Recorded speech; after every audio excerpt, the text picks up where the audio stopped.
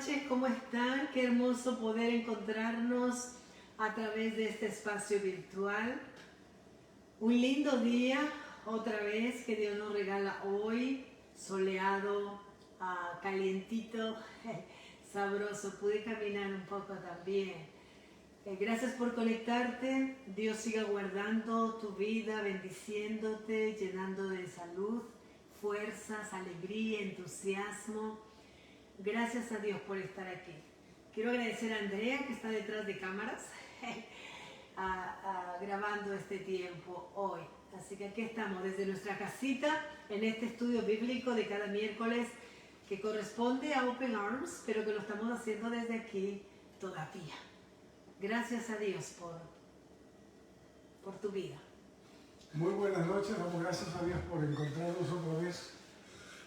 Como siempre, a media semana, hoy miércoles, y damos gracias a Dios que en este tiempo hemos podido estudiar libros enteros de la Biblia. Así es.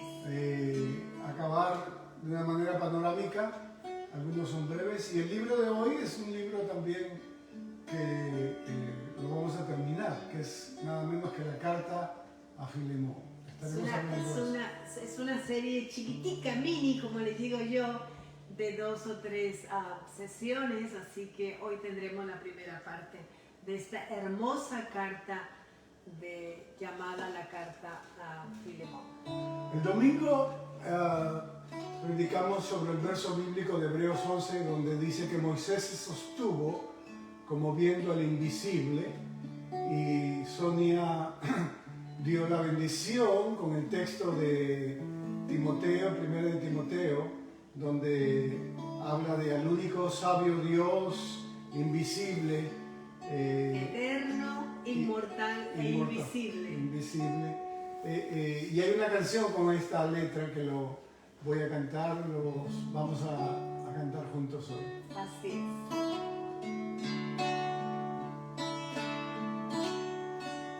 Al único que es digno de recibir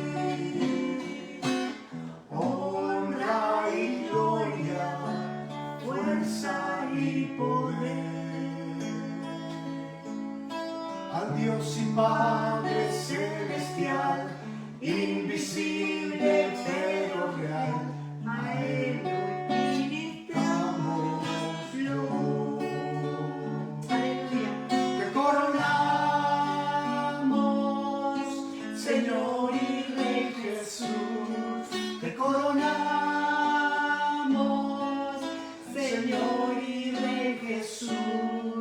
adoramos tu nombre, nos rendimos a tus pies, consagramos todo nuestro ser a ti.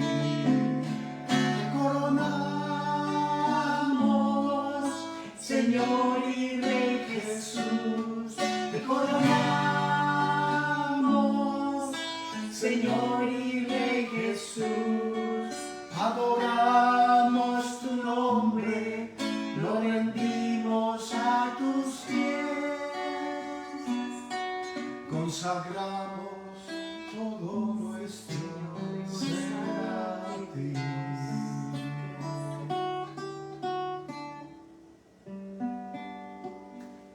Aleluya, amén, qué lindo.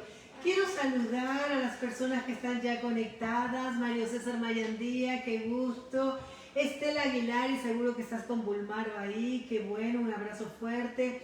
Carlos Sumansor, y seguro que con toda la familia, Dios me los bendiga. Bexy Belmonte, espero que estés ahí con César Augusto, hermano precioso, un abrazo muy muy fuerte. María Castañeda, María, un abrazo muy muy fuerte, espero que estés ahí con Gustavo, quizás Sofía, bueno, ahí en familia, disfrutando y escuchando, así que gracias a Dios por este tiempo en que podemos caminar juntos. Aquí veo a Motorcito Ramírez, Urbina Galindo, y bueno, quienes se conecten. Vamos a, como dijimos a estudiar un libro más, ¿no? Vamos a añadir a nuestra educación bíblica un libro, panorámicamente. Y es fácil de leer, sencillo, una carta de las 13 cartas que el apóstol Pablo escribió, la mitad casi del Nuevo Testamento, que son 27 libros. Esta es una carta íntima, esta es una carta personal, ¿no? Es como si entráramos al archivo de una persona y pudiéramos leer una carta personal, muy personal, muy íntima. Así es. Pero vamos a orar para comenzar. Sí, seguro que sí. Oramos, damos gracias a Dios y pedimos que Dios nos guíe en este tiempo de reflexión que hacemos comunitariamente. Dios, gracias por este tiempo de encuentro. Sí, sí. Gracias por detenernos, hacer un alto, poder cantar, poder orar, hablar contigo, reflexionar en tu palabra, este hermoso libro que es el libro de la fe cristiana, nuestra fe. Gracias por las personas que están ahí conectadas, tú sigas obrando en sus vidas, Dios, y hablándoles de manera individual, porque así obras tú, Señor, tratando a cada persona de manera individual. Gracias por este tiempo, seguimos caminando juntos, reflexionando juntos, acompañándonos en el camino de la vida y de la fe. En Cristo Jesús, amén. Amén. Otra vez, las cartas, hay cartas del apóstol Pablo a Timoteo que son pastorales, porque le habla a él y a la comunidad. Esta es la carta a Filemón. Probablemente muchos ni habíamos prestado atención a este libro de un solo capítulo, pero y tiene una historia fascinante, reveladora, transformadora, que la vamos a entender en parte hoy y en parte el siguiente miércoles que tomamos el estudio bíblico. Y está situada en un contexto completamente diferente al nuestro. Han pasado casi 20 siglos o más de 20 siglos y esta historia está centrada en un tema como la esclavitud. En la sociedad romana, en el Imperio Romano, se dice que entre el 35 y 40% de la población estaba esclavizada, ¿no? Eran considerados propiedad de sus amos. Y había dos tipos de esclavitud, o dos tipos de esclavos, los públicos y privados, ¿no? Públicos se refiere cuando son pertenencia del gobierno para actividades del gobierno, y eso es lo que eran. Los esclavos públicos se encargaban de actividades específicas, ceremonias religiosas, estaban a la orden de jueces y eran utilizados en los trabajos más riesgosos, como por ejemplo apagar incendios, rescatar cuando había habido una catástrofe. Estos públicos, esclavos públicos, eran carceleros, eran mensajeros. Y tenemos también los privados, los esclavos privados. Estaban divididos en dos partes, los rurales y los urbanos. Los de la zona rural eran sobre todo de la zona de los campos, entonces vivían fuera de la casa del amo, fuera de la casa principal, y lo que se encargaba, tenían un espacio donde vivían afuera, a cierta distancia de la casa principal del amo, y lo que hacían era realmente encargarse de labrar la tierra, de cuidarla, de sembrarla, de regarla, de cultivarla, de la cosecha. Eran totalmente enfocados en el trabajo de la tierra, el trabajo de agricultura propiamente. Y estaban en otra parte los urbanos. Estos eran sobre todo personas que realizaban diferentes tipos de tareas como choferes de los carruajes, eran como peinadores de rizos en esas épocas que se usaban cosas en el cabello puestas, como pelucas, entonces se encargaban de trabajar todo esto. Eran también panaderos, mineros, jardineros, comerciantes, mayordomos, camareros, capitanes de barcos. Entonces ahí tenemos los de la zona rural o los rurales y los urbanos. Y aunque tenían tareas diferentes, sin embargo, ambos eran considerados propiedad absoluta del amo. Eran tratados como mercancía. El amo tenía todo el poder de venderlos. Eran vendidos, eran comprados, ¿verdad? Y eran exhibidos en una plaza cuando eran puestos a la venta. Y entonces con un cartelito aquí en el cuello donde figuraba su nombre y también figuraban sus capacidades, lo que podían hacer, ¿verdad? Lo que sabían hacer, su edad, pero también si tenían algún defecto. Así que eso es importante. La condición del esclavo era hereditaria, es decir, no había forma de salir de esa condición, de ese estrato social establecido en el Imperio Romano.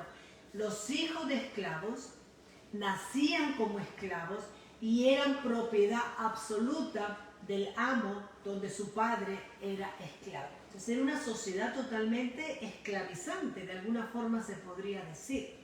Al saber que eran entre el 35 y el 40%. Era una enorme parte de la población. 4 de cada 10 habitantes. Eran gente que se dedicaba a servir como esclavos, como siervos. Y había un comercio también. Y había todo un comercio de compra y venta de esclavos. Y algunas películas de contenido histórico nos ilustran, ¿no? Cómo era también esta época de la esclavitud y cómo estos seres humanos, como tú y como yo, sin embargo, eran considerados cosas, objetos, mercancía, y la persona podía, el amo podía, como era propiedad del amo, podían hacer y deshacer de estas personas como ellos creían conveniente.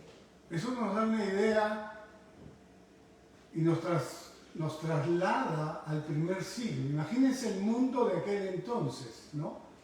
Estos esclavos eran comprados, vendidos, un comercio. Los esclavos públicos, los que pertenecían a los estamentos de gobierno, eran mejor tratados, mejor alimentados. Los esclavos privados, no tanto. Tuvimos la oportunidad de estar aquí en el sur de Estados Unidos. Hubo la resistencia para que no se aboliera la esclavitud.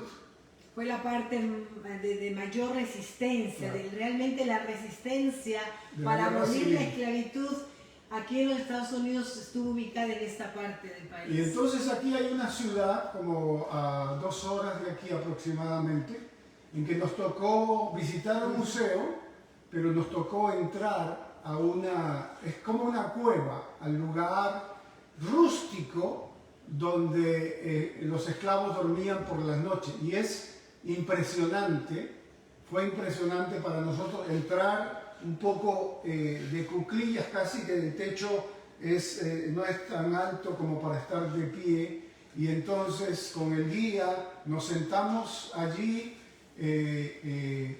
y todo rústico, y decía, aquí entran como 30, 40 a dormir por las noches. Esclavos. Mientras no dormía, el esclavo privado tenía que trabajar, es decir, no había jornadas de 8, 10, 12, 14 horas si el dueño lo requería. Entonces, solo descansaban cuando dormían, nada más. Esa era entonces, eso nos da una idea del mundo, de la realidad del mundo del Nuevo Testamento, la realidad del mundo donde el cristianismo floreció. ¿Por qué decimos esto?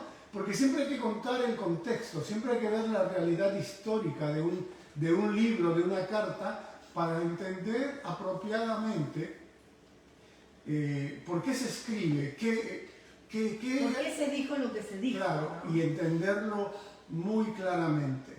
La esclavitud entonces era legal, ¿no? Y esto es importante para nosotros pensarlo hoy, que lo legal no siempre es lo correcto, no siempre es lo moralmente correcto, y que lo legal no necesariamente siempre es lo justo.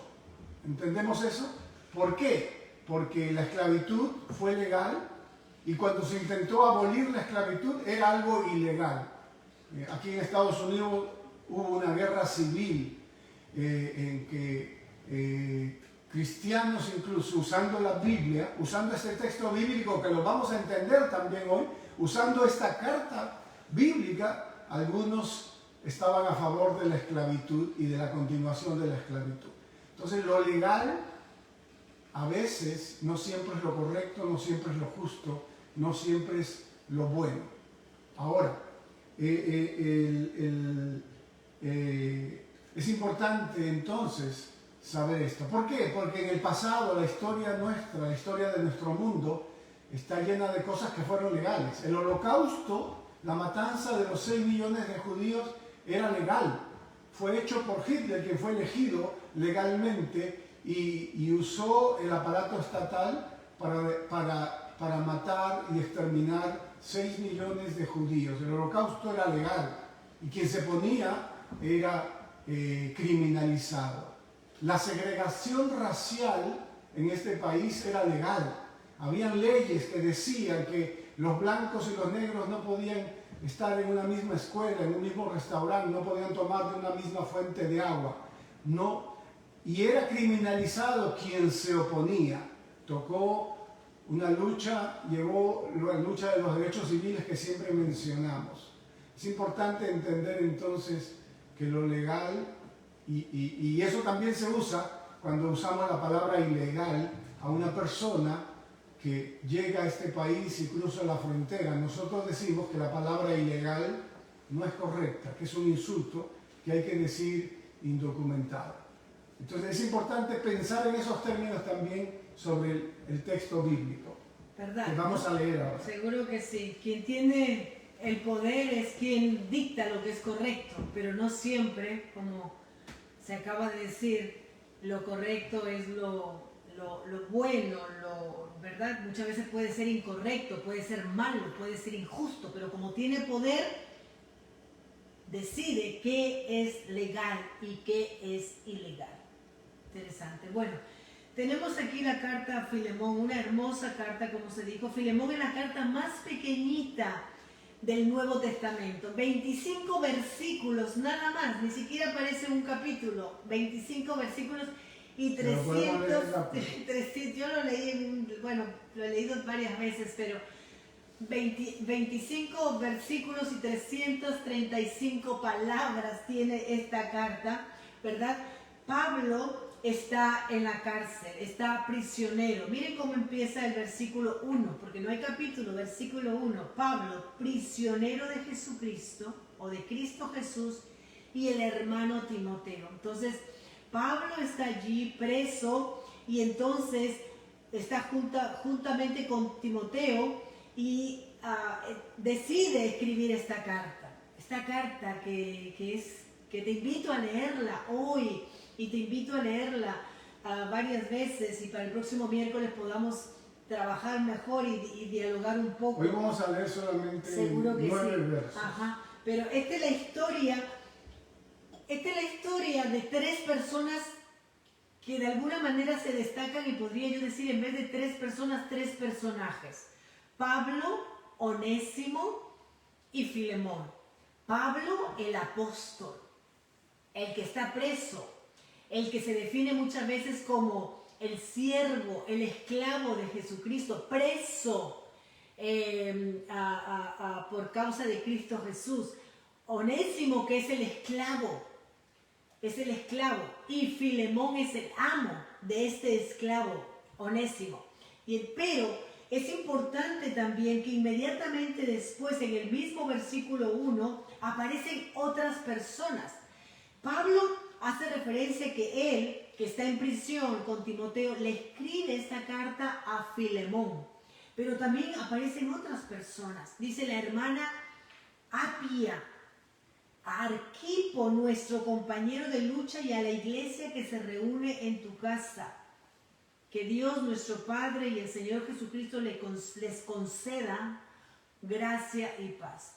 Entonces, aunque es la historia de 3 personajes, aparecen otros nombres, Y según algunos biblistas, el hecho de que aparezca aquí el nombre de una mujer, la hermana Apia, en una sociedad donde la mujer no figuraba, no era importante, no se le reconocía, el hecho de que aparezca acá podría ser que ella era una líder importante en la iglesia, que tenía respeto en la comunidad, que era escuchada, era considerada, tal vez una predicadora laica, y se dice que Arquipo podría ser el encargado de esa iglesia que está en la casa de Filemón, esa comunidad de fe, ¿verdad?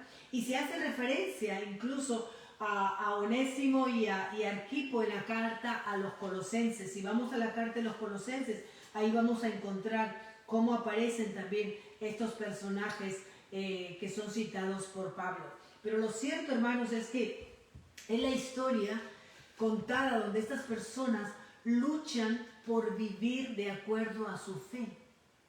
La fe en Cristo Jesús, su Señor y Salvador.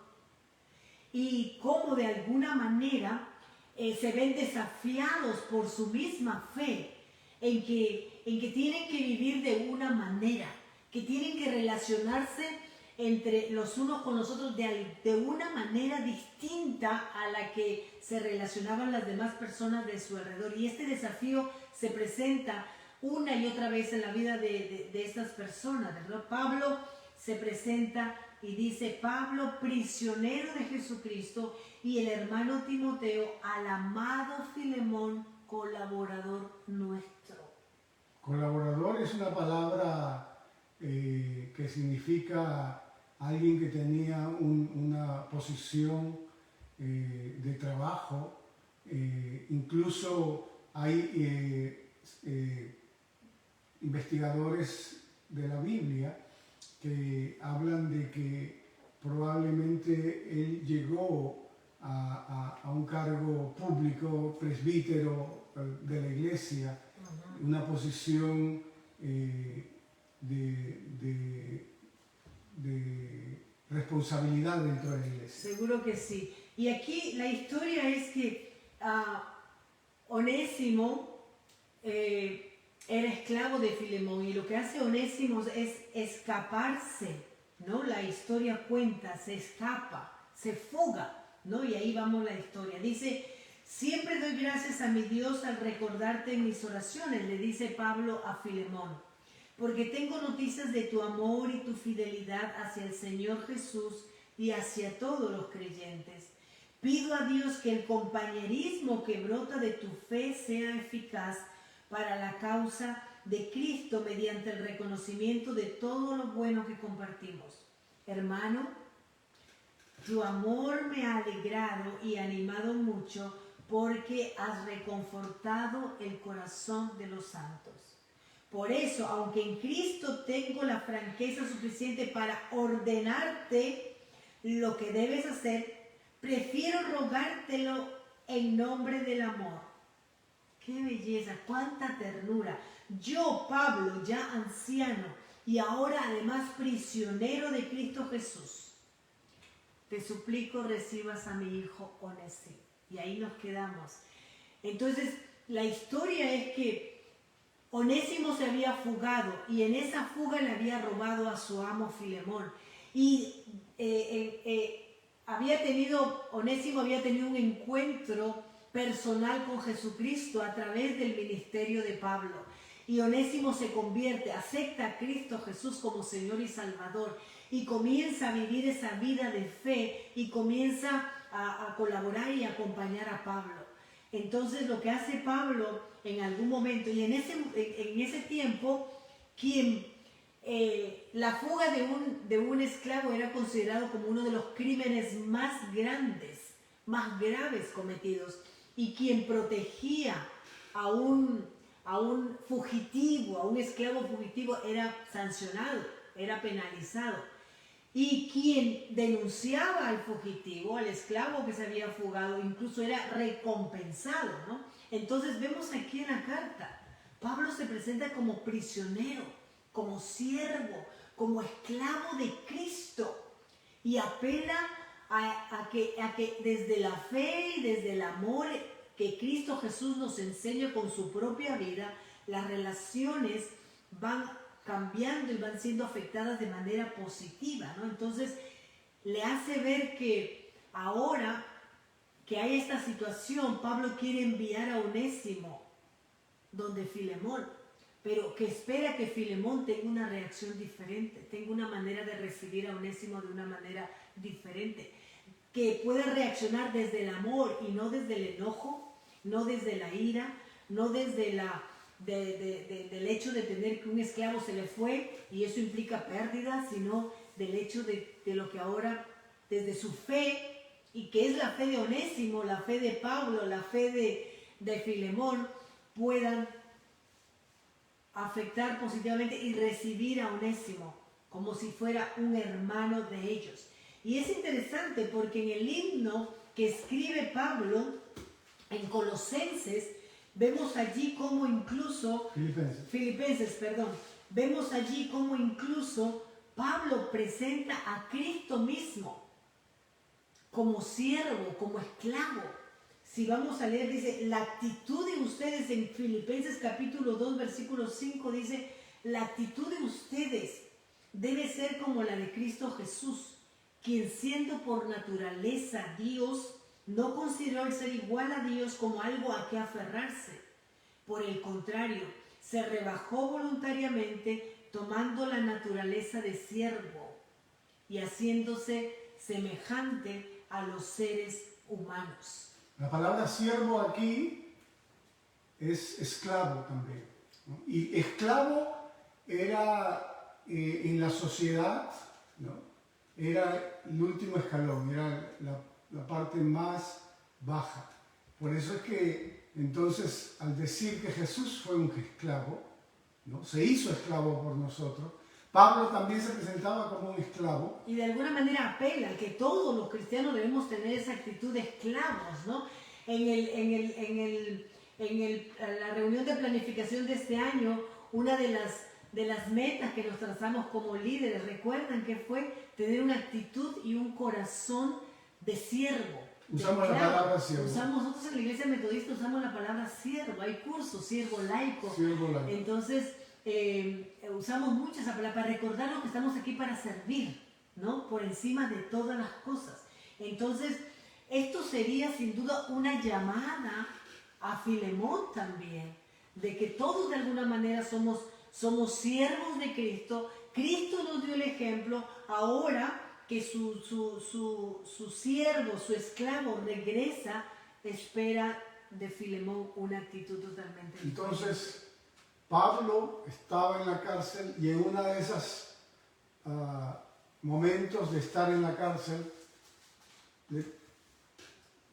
se conoce a un preso, esclavo, que había robado y se había fugado de la casa de su amo.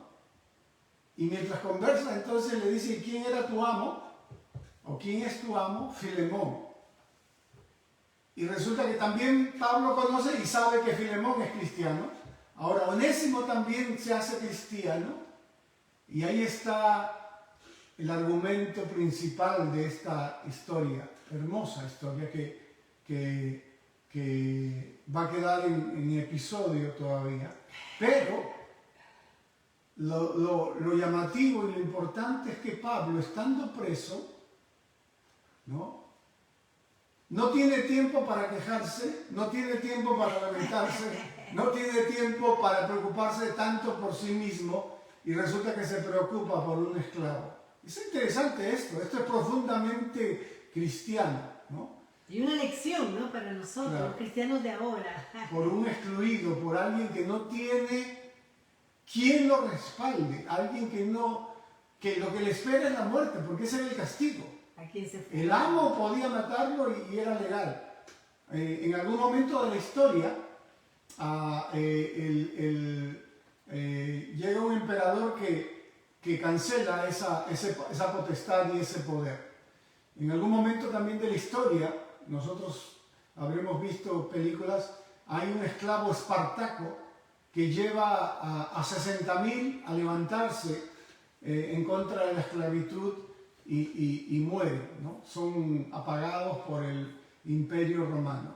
Entonces Pablo se da el tiempo, ¿no? Y se dirige hacia Filemón diciendo amigo y colaborador, ¿no? Expresando esos lazos personales, ese agradecimiento por el amor y por la fe, ¿no?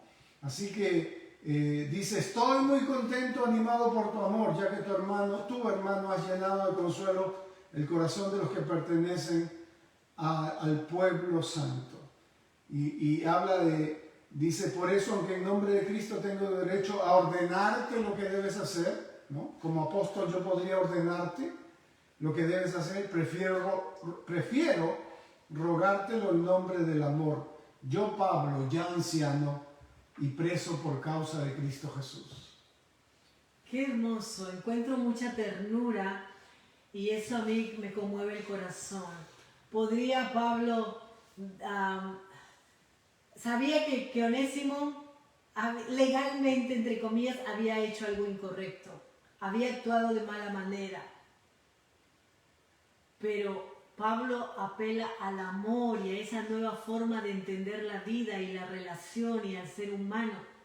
Y tiene compasión, invita a Filemón a que tenga, porque después de reconocer el amor de Filemón, la fe de Filemón y de referirse a sí mismo, Pablo como un anciano y como prisionero de Cristo Jesús, intenta asegurarse de que Filemón lea sus palabras con simpatía, y que la reciba y sea movido a la compasión, al perdón, a la reconciliación, al buen entendimiento y no a la ira, no dar lugar a lo que a veces nosotros creemos que es justo o que es injusto, y entonces en el intento de que yo tenga la razón me olvido que hay un principio mucho más grande, que es justamente desde nuestra fe el amor de Dios, y que podamos desde ese amor, ¿no?, pensar siempre cómo Cristo reaccionaría, cómo Cristo